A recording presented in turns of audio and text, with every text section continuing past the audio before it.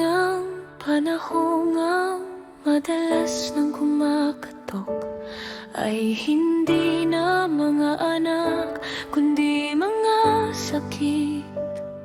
Sa bawat umaga, mga gamot ang munang hinahanap upang kahit paano'y mairaos ang panibagong araw.